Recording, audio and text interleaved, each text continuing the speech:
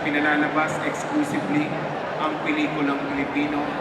Nag-extend na rin po tayo ng tulong kasama po ang Mowel Fund sa manggagawa ng pelikulang Pilipino.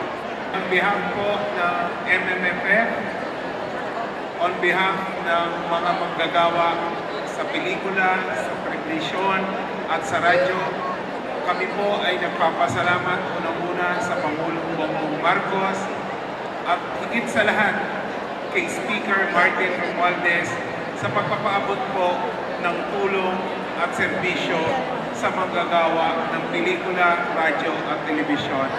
Mabuhay po kayo at magandang umaga po sa ating lahat.